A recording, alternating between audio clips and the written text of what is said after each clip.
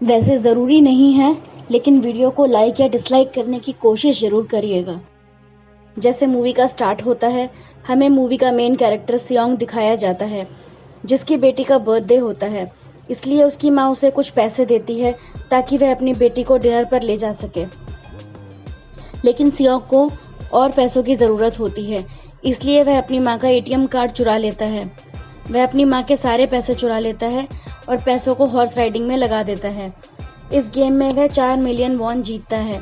सियोंग एक कंपनी से बहुत सारे पैसे उधार ले लेता है, इसलिए वह लोग उसके पीछे पड़ जाते हैं। इसके बाद सियोंग को पकड़ लेते हैं और उसे काफ़ी मारते हैं। जब योक अपने पैसे चुकाने के लिए अपनी पॉकेट चेक करता है, तब वह देखता है कि उसके पास तो पैसे हैं ही नहीं, यानी वह पैसे जिसे उसने हॉर्स राइडिंग में जीते थे। तब उसे याद आता है कि वह इन लोगों से बचकर भाग रहा था, तो वह एक लड़की से टकरा गया था। जरूर उसी लड़की ने ही उसकी जेब काट ली होगी, क्योंकि उसके पास पैसे तो होते ही नहीं। इसीलिए वे लोग उसे 1 महीने का समय दे देते हैं, जिसमें वह उनके पैसे लौटा सके। इसके बाद सियोंग कुछ पैसों को अरेंज करता है और अपनी बेटी को डिनर पर ले जाता है। इसके बाद वह जल्दी से स्टेशन पहुंचता है, लेकिन उसकी ट्रेन जा चुकी होती है और वह वहां पर बैठकर ट्रेन के आने का इंतज़ार कर रहा होता है।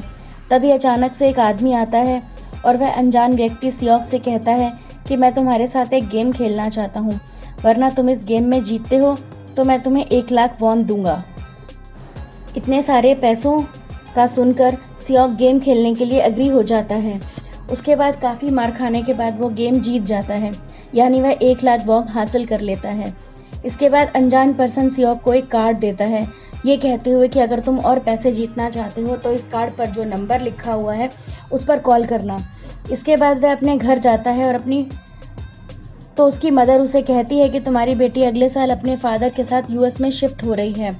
यहाँ पर हमें यह पता चलता है कि उसकी डिवोर्स हो गई है और उसकी वाइफ ने दूसरी शादी कर ली है। लेकिन वह कभी भी यह नहीं चाहता था कि उसकी बेटी उससे दूर जाए, लेकिन उसे बहुत सारे पैसे चाहिए होते हैं। इसलिए बेटी की कस्टडी वापस लेने के लिए वह कार्ड वाले नंबर पर कॉल करता है। इसके बाद उनको एक गाड़ी में लाया जाता है जहां पर और भी लोग थे, लेकिन फिर उन सारे लोगों को बेहोश कर दिया जाता है और जब उन लोगों की आंखें खुलती हैं तो वो खुद को एक फैसिलिटी में पाते हैं जहां टोटल 450-60 लोग थे, जहां पर सब प्लेयर थे, क्योंकि उन सबको एक यूनिफॉर्म पहनाया हुआ था। इस फैसिलिटी का होस्ट लीडर एक आदमी था जो फ्रंट में था और वह सब पर नज़र रख रहा था। अब वहाँ पर एक कॉमन चीज़ थी, जितने भी लोगों को वहाँ पर लाया गया था उन सब ने कर्जे लिए हुए थे, बहुत ज़्यादा। वहाँ पर प्लेयर नंबर 1 से मिलता है, जो कि एक बूढ़ा आदमी था। उस बूढ़े आदमी को ब्रेन ट्यूमर था, यही वजह से थी कि वह यहाँ पर आया था, क्योंकि उसकी लाइफ तो वैसे ही ख़त्म होने वाली थी। इसके बाद वहाँ पर 2 प्लेयर्स, जिसमें लड़की का नाम सईद ल्यूक और लड़की का नाम जैक होता है, उनके बीच फाइट होती है। अब यहाँ पर वो लड़की थी जो सियोंग के पैसे लेकर भागी थी, यानी उसी ने उसकी जेब काटी थी, तो देखते ही पहचान लेता है। इसलिए वह अपने पैसे मांगने के लिए उसके पास जाता है। तभी वहाँ पर कुछ गार्ड्स आ जाते हैं जिन्होंने पिंक कलर का यूनिफॉर्म पहना था और उनका फेस अच्छी तरह से कवर्ड था। गार्ड उन सभी प्लेयर्स को बताते हैं कि तुम्हें यहाँ पर टोटल 6 गेम्स खेलनी होगी। जो इस गेम का विनर होगा उसे बहुत सारे पैसे मिलेंगे। इसके बाद सब में से एक कॉन्ट्रैक्ट पर साइन करवाया जाता है और इस कॉन्ट्रैक्ट के 3 मेन रूल्स। पहला रूल यही कि कोई भी प्लेयर अपनी मर्जी से गेम को छोड़कर नहीं जा सकता। दूसरा रूल ये होता है कि जो भी प्लेयर खेलने से मना करेगा तो उस प्लेयर को एलिमिनेट कर दिया जाएगा। और उनके मुताबिक एलिमिनेशन का मतलब क्या था, ये तो हम आगे ही जानेंगे। गेम का तीसरा रूल ये था कि अगर मेजॉरिटी इस गेम को खेलना नहीं चाहती तो वह इस गेम को छोड़कर जा सकती है। इसके बाद सबको गेम के लिए ले जाया जाता है। अब यहाँ पर सियोंग अपनी क्लासमेट से मिलता है, जो कि उसे बचपन से जानता था। सियोंग उसे वहाँ पर देखकर काफ़ी हैरान होता है, क्योंकि वह तो किसी बिजनेसमैन के लिए आउट ऑफ कंट्री चला गया था। वह अपने गेम के लिए यहाँ पर एक काफ़ी बड़ी डॉल थी। इस गेम का रोल काफ़ी सिंपल था और यह था कि डॉल जब भी गाना गाएगी उनको आगे बढ़ना है और जैसे ही वह गाना बंद कर देगी उन सबको रुक जाना है और मूव नहीं करना। अगर कोई हिल गया तो उसे एलिमिनेट कर दिया जाएगा। अब स्टार्टिंग में तो ये सब उन्हें किसी प्रैंक की तरह लग रहा था, लेकिन जब एक लड़का हिल जाता है तो उसे शूट करके मार दिया जाता है और यही होता है एलिमिनेशन, यानी उन्हें मार दिया जाएगा। अब यह देखकर काफ़ी लोग घबरा जाते हैं। उन्हें पता चल चुका है कि वे खतरे में हैं, इसलिए लोग इधर उधर भागने लगते हैं। लेकिन इस गेम का रूल था कि जो भी हिलता है उसे मार दिया जाता है, और जितने भी सर्वाइवर होते हैं वे किसी न किसी तरह इस गेम को कंप्लीट कर ही लेते हैं। लेकिन जो लोग मर जाते हैं उनकी डेड बॉडीज़ को वहाँ से ले जाया जाता है, और 456 प्लेयर्स में से सिर्फ 255 ही रह गए थे। अब क्योंकि वह सारे प्लेयर्स इतना ज़्यादा डर जाते हैं कि कोई भी गेम खेलना नहीं चाहता। लेकिन जैसा कि रूल नंबर 3 था कि अगर मेजॉरिटी चाहे तो गेम को छोड़ सकती है, तो इसीलिए उनका लीडर इन्हें फ्रंटमैन वोटिंग करवाता है। लेकिन इससे पहले उन्हें प्राइज़ मनी दिखाई जाती है, यानी विनर को मिलेगी। लेकिन इसके साथ कोई गेम को छोड़कर चला जाता है तो यह सारे पैसे मरे हुए प्लेयर्स की फैमिली को चले जाएंगे, और यह प्राइज़ मनी टोटल 45 मिलियंस होती है। इसके बाद वोटिंग कराई जाती है, जिसमें मेजॉरिटी इस गेम को खेलना नहीं चाहती थी, इसलिए गेम को यहीं पर स्टॉप कर दिया जाता है। लेकिन अगर कभी फ्यूचर में वह लोग चाहें तो इस गेम को ज्वाइन कर सकते हैं। इसके बाद सभी लोगों को उनके घर पर छोड़ दिया जाता है।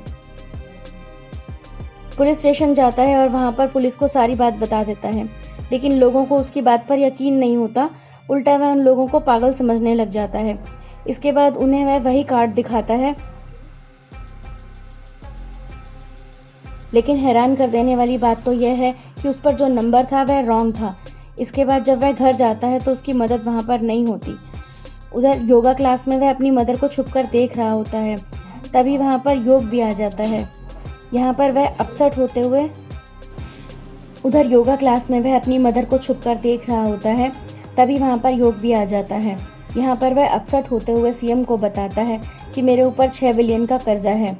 वह बताता है कि मैंने क्लाइंट्स के पैसे लेकर स्टॉक मार्जिन में लगा दिए थे, लेकिन लकी नहीं हुए, वह सारे पैसे डूब गए। और तभी सीईओ के पास हॉस्पिटल से कॉल आती है। उसकी मदर का पाँव काफ़ी इंजर्ड था, लेकिन डायबिटीज़ का ट्रीटमेंट न होने की वजह से उनकी चोट और ज़्यादा बढ़ गई। तब डॉक्टर सीएम को बताते हैं कि तुम्हारी मदर का ट्रीटमेंट हो सकता है, लेकिन उसके लिए हमें उनका पाँव काटना होगा। लेकिन इस ऑपरेशन में वह सारे पैसे लगने वाले थे। जाहिर सी बात है, सीएम के पास इतने पैसे तो नहीं थे, उसने तो अपनी मदर के इंश्योरेंस के पैसे भी उड़ा दिए थे। इसलिए सीएम पैसे मांगने के लिए अपनी वाइफ के पास जाता है, लेकिन उसकी वाइफ उसे पैसे देने से इनकार कर देती है। उसकी वाइफ अपने हस्बैंड को बताती है कि सीएम गया था पैसे मांगने के लिए और उसके हस्बैंड सीएम को पैसे देने आता है। साथ साथ उसे यह भी कहता है कि मेरी फैमिली से दूर रहो, लेकिन योग उसे मारने लगता है और तभी उसकी बेटी भी वहाँ आ जाती है। इसके बाद सीएम का एक फ्रेंड अपने बॉस के पास पैसे मांगने जाता है, लेकिन उसका दोस्त उसे पैसे देने से मना कर देता है।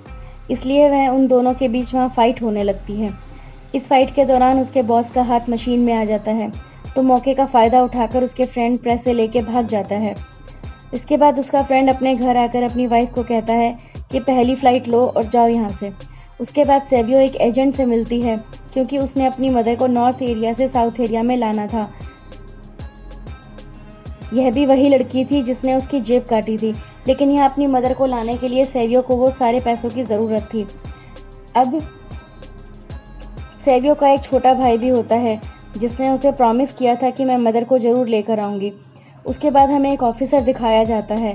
इस ऑफिसर का भाई कुछ टाइम से मिसिंग था, इसीलिए वह ऑफिसर अपने भाई के घर पर जाता है, जहाँ उसे पता चलता है कि उसका भाई पिछले कुछ दिनों से अपने घर पर भी नहीं आया।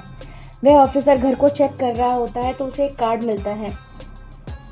वहाँ पर पुलिस ऑफिसर ने सेम ऐसा ही कार्ड पुलिस स्टेशन में सियोंग के पास भी देखा था, इसलिए वह ऑफिसर सियोंग के पास जाकर उससे इस बारे में पूछता है, लेकिन उसे कुछ नहीं बताता। उसके बाद जब वह अपने घर आता है तो उसे कार्ड दोबारा मिल जाता है। अब सियोंग डिसाइड करता है कि वह दोबारा से उस गेम को ज्वाइन करेगा, लेकिन सभी प्लेयर्स को एक शिप के पास ले जाया जाता है। इधर वह ऑफिसर भी गाड़ियों का पीछा करते हुए उस शिप तक आ जाता है, वहीं गार्ड को मारकर उसे पानी में फेंक देता है। इसके बाद सभी प्लेयर्स को एक आइलैंड पे मौजूद फैसिलिटी में ले जाया जाता है। अब यहाँ पर उन्हें जरा भी अंदाज़ा नहीं था कि अगला गेम कौन सा होगा और उसे कैसे खेला जाएगा। उसके बाद वह लोग अलग अलग टीम बना लेते हैं। रात को सियोंग और उसकी फीमेल फ्रेंड वॉशरूम जाती है। यहाँ पर सेवियो गार्ड की नज़र से बचाते हुए उस फैसिलिटी को एक्सप्लोर करने लगती है। तभी वह देखती है कि गार्ड्स बड़े बड़े बर्तनों में कुछ बना रहा है, लेकिन अब क्योंकि गार्ड को शक हो जाता है तो गार्ड को चेक करने के लिए वापस आता है। तब तक वह आईवी वापस आ चुकी होती है। सेवियो अपनी फीमेल फ्रेंड को सारी बात बता देती है जो उसने देखा था, लेकिन यहाँ पर दोनों की बातें सुन लेता है और वह इस बारे में सेवी से पूछता है, जिस पर वह बताती है कि बड़े बड़े बर्तन में कुछ पका रही थी। इसके बाद उन सभी प्लेयर्स को प्लेग्राउंड में ले जाया जाता है, जहाँ पर उनके सामने चार शेफ में से किसी एक को चूज करना था। अब यहाँ पर सैम को पता चल जाता है कि गेम क्या है और क्या करना है। मैं सेंगर को बताता है कि सबने अलग अलग शेफ्स को चुना है। इसके बाद सभी को एक छोटा सा बर्तन दिया जाता है जिसमें कई शेप्स बनी होती हैं। यह गेम उनकी यह होती है, उन्होंने किस तरह उस शेप को बाहर निकालना है बगैर डैमेज किए। लेकिन अगर शेप जरा सी भी खराब हो गई तो उन्हें एलिमिनेट कर दिया जाएगा, यानी मार दिया जाएगा। अब यहाँ पर तो इजीली शेप को निकाल लेता है, लेकिन सियोक इतना ज़्यादा घबरा जाता है कि उसकी हालत ख़राब होने लगती है। लेकिन यह फिर भी किसी न किसी तरह इस गेम को जीत लेता है। इसके बाद वह सबको वापस रूम में ले जाया जाता है, जहाँ पर 17 प्लेयर्स वापस आए थे। इनमें से अक्सर 10 ही रह गए थे। इसके बाद उन सबको खाने के लिए ले जाया जाता है, लेकिन खाने की वजह से चैंग की एक लड़की से फाइट हो जाती है, जहाँ पर जैंग उस लड़की को इतना मारता है कि वह मौके पर ही मर जाती है। इधर हम देखते हैं कि उन प्लेयर्स में से एक डॉक्टर होता है जो गार्ड के साथ मिलकर मरे हुए लोगों के ऑर्गन्स निकालकर उन्हें चाइनीज़ को बेचने का काम करता है। इसलिए जब भी डेड बॉडीज़ को ले जाया जाता है तो वह डेड बॉडीज़ को गायब कर देती है, क्योंकि ये सब कुछ एक प्लान के अकॉर्डिंग चल रहा था, क्योंकि सारा कुछ फ्रंटमैन से छिपकर हो रहा था। यही वजह थी कि कंट्रोल रूम में भी उन्होंने एक अपना आदमी बिठाया हुआ था जो कि लोगों की सारी वीडियो फुटेज डिलीट कर देता था, और गार्ड तो डॉक्टर के गेम के बारे में पहले ही बता देते थे ताकि वह सरवाइव कर सके। यहाँ पर एक गार्ड उसी प्ले डॉक्टर को बताता है कि आज हमने प्लेयर्स को जानबूझकर खाना कम दिया है ताकि वे आपस में लड़ने लगे। इससे होगा यह कि सारे प्लेयर गेम से आउट हो जाएंगे। साथ ही गार्ड डॉक्टर को अपनी अगली गेम के बारे में बता देता है। अब 30 मिनट्स के बाद वहाँ पर लाइट्स ऑफ होने वाली थी। अब यहाँ पर सैनिकों को पता था कि उनकी टीम जरूर कोई उल्टा काम करेगी, इसलिए वह उस टीम को अपने पास बुलाकर उन्हें रिलैक्स रहने के लिए कहता है। उधर मुझे डॉक्टर प्लेयर होता है, वह जैंग की टीम में शामिल हो जाता है। यहाँ पर डॉक्टर जैंग को बता देता है कि अगला गेम क्या होने वाला है। इसके बाद लाइट्स ऑफ हो जाती हैं और जैंग अपनी टीम के साथ मिलकर बाकी लोगों को मारने लगता है। जैंग एक लड़की को मारकर सेवियो को मारने जाता है, लेकिन तभी सियोंग उसे बचा लेता है। उसके बाद गार्ड वहाँ पर आकर उन सभी को रोक लेती है और अब टोटल 80 लोग रह गए थे। इसके बाद उन सभी को तीसरे गेम के लिए ले जाया जाता है। यहाँ पर उन्हें 10-10 प्लेयर्स की एक टीम बनाने के लिए कहा जाता है और वह लोग ऐसा ही करते हैं, अपनी अपनी टीम बना लेते हैं, क्योंकि जैंग को अगले गेम के बारे में पहले से ही पता होता है। इसलिए वह सेवियो की फीमेल फ्रेंड को अपनी टीम में नहीं रखता और वह टीम में सिर्फ मर्दों को ही रखता है। इसके बाद भी वह अपनी टीम बना लेता है, क्योंकि उन्हें एक प्लेयर की ज़रूरत थी, इसीलिए सेवियो की फीमेल फ्रेंड उनकी टीम में शामिल हो जाती है। और ये गेम असल में टग ऑफ वॉर का होता है, यानी उन्होंने अपने सामने वाली टीम को नीचे गिराना था। उसके बाद गेम स्टार्ट हो जाती है और जैंग की टीम इस गेम को बड़ी आसानी से जीत लेती है। इसके बाद बारी होती है स्पेन की टीम की, जो प्लेयर नंबर 1, इन्हीं को बूढ़ा आदमी कहता है कि मैंने अपनी ज़िंदगी में सारी टग फोर्स की रखी है, इसलिए उन सबको गाइड करता है इस गेम में कैसे जीतना है। तो इसीलिए वह लोग किसी न किसी तरह इस गेम को जीत जाते हैं। फिर दिखाया जाता है कि 30 मिनट्स के बाद दोबारा से लाइट्स ऑफ हो जाएगी। इस पर सबको कहते हैं कि रेडी रहना, इसलिए डिसाइड करती है कि एक एक करके हम पहरा देंगे। अब जैंग की टीम में एक से बढ़कर एक चालाक प्लेयर थे, इसलिए जैंग को डर होता है कि कहीं उसकी टीम उसे साइड पर ना लगा दे, यानी उसे ही अपने रास्ते से हटा दे। दूसरी तरफ डॉक्टर्स ऑफ गार्ड मिलकर डेड बॉडी के ऑर्गन्स निकाल रहे होते हैं और इन ऑर्गन्स को डिलीवरी करने जाना था। गार्ड नंबर 1 सभी इंटर बॉडी के बारे में बात करने लगती है। इसकी सिर्फ एकेडमी थी और उसे ज़ॉम्बी कह रहे थे। अब यहाँ पर जो गार्ड नंबर 2 9 का जिसे वह ऑर्गन डिलीवरी करने जाने थे, वह कोई और नहीं बल्कि वह ऑफिसर था जो गार्ड के भेष में वहाँ पर आया था। और यह सारी बातें सुनकर उसे शक होता है कि शायद यह लोग मेरे भाई के बारे में बात कर रहे हैं, क्योंकि उसकी भी एक किडनी थी। उसके बाद नंबर 28 यानी वह ऑफिसर ऑर्गन को डिलीवरी करने के लिए चले जाते हैं। रास्ते में वह ऑफिसर नोटिस करता है कि टनल में तो बॉम्ब लगा हुआ है, यह नंबर 28 उसे बताता है कि अब हम यहाँ से बाहर निकलेंगे तो उस जगह को ब्लास्ट कर दिया जाएगा। अब यहाँ पर यह ऑफिसर नंबर 28 से और इन्फॉर्मेशन लेने की कोशिश करता है, इसलिए नंबर 1 को उस पर डाउट होने लगता है, इसलिए वह उस ऑफिसर को अपना फेस दिखाने के लिए कहता है।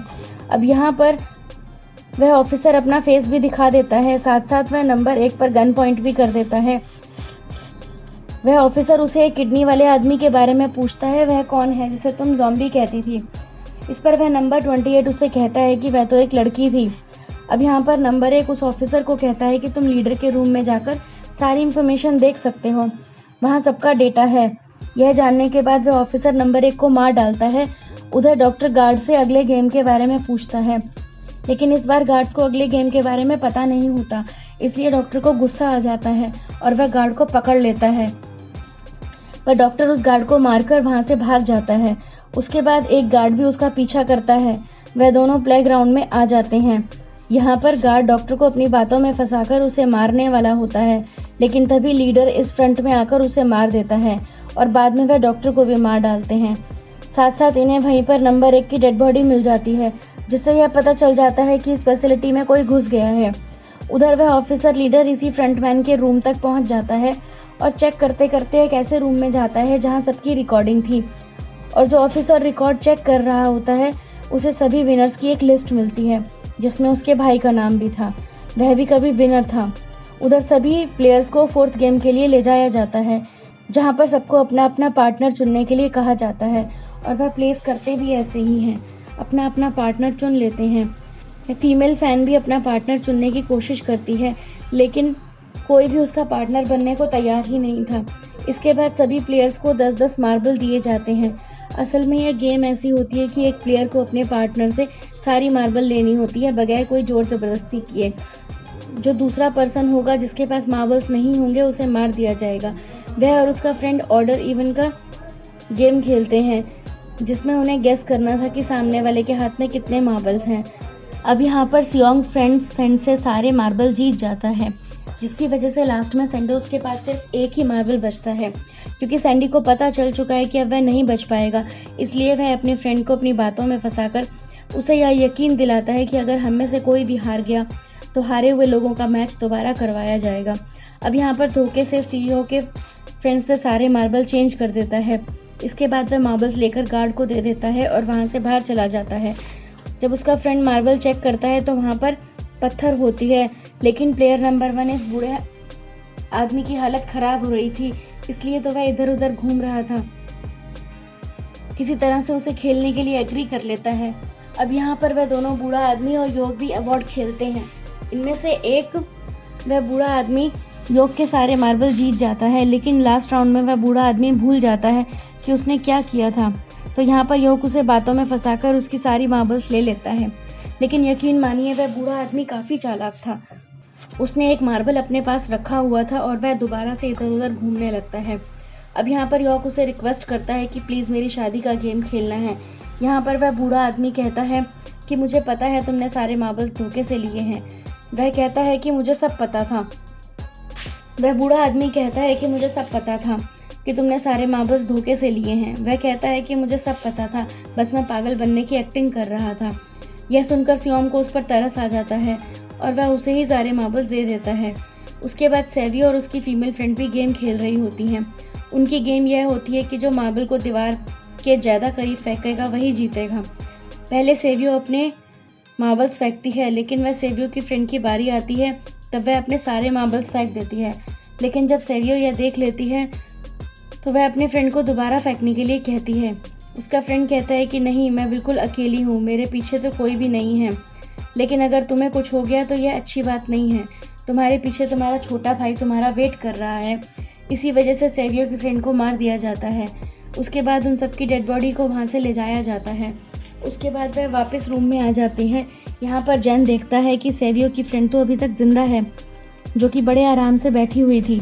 अब हमें यह पता चलता है कि सेवियो की ये वाली फ्रेंड जैन की भी फ्रेंड थी, लेकिन क्योंकि उन दोनों के बीच किसी बात को लेकर क्लैश चल रहा था, इसलिए जैन की फ्रेंड उसे बुली करने लगती है। उसके बाद फ्रंटमैन को एक डेड बॉडी के पास उस ऑफिसर का आईडी कार्ड मिल जाता है। तभी फ्रंटमैन को पता चलता है कि उसके सारे वीआईपीज़ आ चुके हैं, इसलिए फ्रंटमैन उन्हें ले जाने चला जाता है। सारे वीआईपीज़ को रूम में ले जाया जाता है। उसके बाद फ्रंटमैन वीआईपीज़ को आने के बारे में एक और आदमी को जाकर बताता है और यही आदमी मेन होता है। यह कौन होता है यह हम आगे जानेंगे। नेक्स्ट उन सबको 5वें गेम के लिए ले जाया जाता है, जहां पर 1 से लेकर 16 तक नंबर पड़े होते हैं और वह सभी प्लेयर्स अपना अपना नंबर ले लेते हैं। नंबर का मतलब यह था कि जो नंबर एक प्लेयर पर आएगा उसके मुताबिक उसकी पहली बारी आएगी। यहाँ पर लास्ट में पहला और आखिरी नंबर रह जाता है, यानी 1 और 16, और कंफ्यूज हो जाते हैं कि कौन से नंबर चूज़ करने चाहिए। अगर उसने पहला नंबर लिया तो वह फंसेगा, क्योंकि उसे नहीं पता कि गेम क्या है। अगर लास्ट नंबर लेगा तो क्या पता उसकी बारी ही ना आए, टाइम कम रह जाए। तभी वहाँ पर एक आदमी आ जाता है और हमको कहता है कि तुम्हें पहला नंबर चाहिए, क्योंकि मैं ज़िंदगी में कभी भी फर्स्ट नंबर पर नहीं आया। उसके बाद उन्हें गेमिंग रूम में ले जाया जाता है। इस गेम का यह रूल होता है कि दिए हुए टाइम में ब्रिज के दूसरे साइड पर उन्हें जाना है। अब इसके बीच में 2 तरह के ग्लास लगे होते हैं, एक तो होता है आम ग्लास और एक होता है टेम्पर्ड ग्लास। आम ग्लास पर पाँव रखते ही वह टूट जाएगा और वह लोग नीचे गिर जाएंगे। इसके बाद गेम स्टार्ट हो जाता है। वह लोग एक एक करके मरने लगते हैं। फिर एक ऐसा टाइम आता है जब जैंग सबके सामने होता है और आगे बढ़ नहीं रहा होता। अब उसके पास एक ही रास्ता था, या तो वह आगे जाए, सारे ही मर जाएं। तभी चैंग के सामने उसकी फ्रेंड आ जाती है जो उसे बुली कर रही थी और वह कहती है कि मैंने तुम्हें कहा था जिस दिन तुमने मुझे धोखा दिया मैं तुम्हें मार दूंगी। उसके बाद वह जैंग को पकड़ लेती है और उसे लेकर नीचे कूद जाती है। इस वजह से दोनों की मौत हो जाती है। वहाँ पर एक आदमी था जो ग्लास कंपनी में काम करता था। उसे पता था कि टेम्पर्ड ग्लास कौन सा है, लेकिन जब फ्रंटमैन को इस बात का पता चलता है तो वह लाइट्स ऑफ करवा देता है ताकि वह ग्लास को पहचान ही ना पाए। अब लास्ट में एक ही स्टेप बचता है। उसके पास टाइम नहीं था, इसलिए वह उस आदमी को धक्का दे देता है। तो यहाँ पर सैमुअल, सियांग और सेवियो ब्रिज को पार कर लेते हैं, लेकिन ग्लास टूटने की वजह से उन्हें काफ़ी चोट लग जाती है। खुद पुलिस ऑफिसर ने एक सर्वेंट को मारकर उसकी जगह खुद ले ली थी। अब वह एक वीआईपी को उस ऑफिसर पर शक होता है और वह उससे कहता है कि अपना मास्क रिमूव करो। ऑफिसर कहता है कि ठीक है, लेकिन मैं अंदर जाकर अपना काम करूँगा। इसके बाद ऑफिसर उस वीआईपी को लेकर अंदर चला जाता है। अंदर जाकर वह वीआईपी को बेहोश कर देता है और इस बात का पता फ्रंटमैन को चल जाता है, इसलिए फ्रंटमैन उसके पीछे जाता है और वह उस ऑफिसर को देख लेता है, लेकिन वह ऑफिसर वहाँ से भागकर आइलैंड पर आ जाता है। फ्रंटमैन भी उसका पीछा करते हुए वहाँ पर आ जाता है। यहाँ पर वह ऑफिसर अपने सीनियर को कॉल करने की कोशिश करता है, लेकिन कॉल कट जाती है। वह ऑफिसर उन्हें सारे सबूत भेजता है, लेकिन वहाँ पर नेटवर्क नहीं था। उसके बाद फ्रंटमैन ऑफिसर को पकड़ लेता है और उसके साथ चलने के लिए कहता है, लेकिन वह ऑफिसर तो उस फ्रंटमैन पर गोली चला देता है। इसके बाद फ्रंटमैन अपना मास्क उतार देता है तो वह ऑफिसर देखता है कि वहाँ पर और कोई नहीं बल्कि उसका अपना भाई है। उसके बाद ऑफिसर का भाई यानी फ्रंटमैन उसे शूट कर देता है और वह जाकर पानी में गिरता है। उधर ग्लास लगने की वजह से सेवियो काफ़ी इंजर्ड हो गई थी और उसका काफ़ी खून बह रहा होता है। इसके बाद तीनों सर्वाइवर्स को डिनर के लिए ले जाया जाता है। उनके पास एक एक नाइफ भी रख दिया जाता है, मतलब रात में से तीनों में से कोई भी एक दूसरे को मार देगा। तभी नोटी कहता है कि सेवियो की हालत काफ़ी ख़राब है, इसलिए वह स्वाइप को कहता है कि फ़िक्र मत करो, हम दोनों साथ हैं। इस गेम को हम दोनों मिलकर सेवियो को हरा देंगे। इसके बाद हम दोनों यहाँ से निकल जाएंगे और पैसे को आधा आधा डिवाइड कर लेंगे।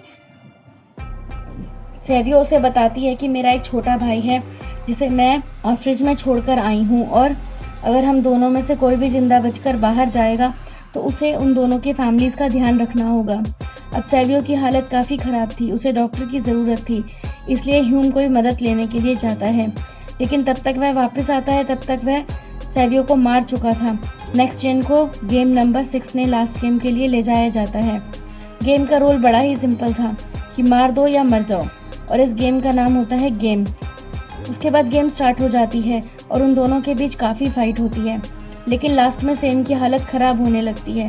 तभी सियोन कहता है कि मैं इस गेम को रोकना चाहता हूँ, और तभी सियोन सेन को उसके साथ चलने के लिए कहता है, लेकिन वह तो अपने आप को ही मार डालता है, जिसकी वजह से सियोन गेम जीत जाता है। फ्रंटमैन सियोन को कहता है कि तुम बहुत अच्छा खेले, लेकिन मुझे इसकी उम्मीद नहीं थी। इसके बाद सियोन को उसके घर छोड़ दिया जाता है और उसके पास एक एटीएम कार्ड भी था। जब सियोन उस एटीएम कार्ड को जाकर चेक करता है तो वह देखता है कि सारे पैसे उसके अकाउंट में भेज दिए जाते हैं। उसके बाद सियोन अपने घर जाता है, लेकिन जब तक उसकी मदर की डेथ हो जाती है। यहाँ पर हम देखते हैं कि सियोन की हालत काफ़ी ख़राब हो गई है। वह काफ़ी नशा करने लग गया है। तब तक उन पैसों को हाथ तक नहीं लगाया था। एक दिन एक फूल बेचने वाली औरत सियोन के पास आती है और वह उसे सेम वैसा ही कार्ड देती है जिसमें एड्रेस लिखा हुआ था। फिर सियोन उस एड्रेस पर जाता है जहाँ पर उसे पता चलता है कि सारा कियाधारा किसी और का नहीं बल्कि उस बूढ़े का है, प्लेयर नंबर 1 का, और वह अभी भी जिंदा है। वहाँ पर यह बूढ़ा सियोन को बताता है कि मैं अपनी लाइफ से बोर हो चुका था। यह सारी डील मैंने अपने क्लाइंट्स के साथ मिलकर बनाई ताकि मैं लोगों को मरता हुआ देखकर एंजॉय कर सकूं।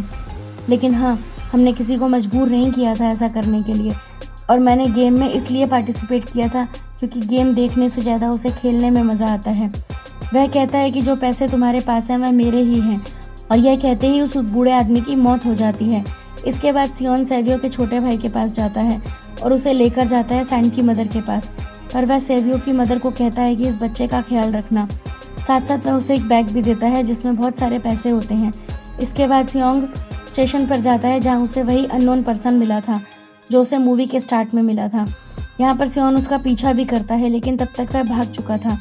फिर सियोन उस कार्ड वाले नंबर पर कॉल करता है और पूछता है कि तुम लोग कौन हो और लोगों के साथ ऐसा क्यों कर रहे हो, क्यों खेल रहे हो लोगों की ज़िंदगी से। लेकिन आगे से उसे रिस्पॉन्स आता है कि सियोन, अगर ज़िंदा बचना है तो प्लेन में चढ़ जाओ। इसी के साथ मूवी यहीं पर एंड हो जाती है। Thank you.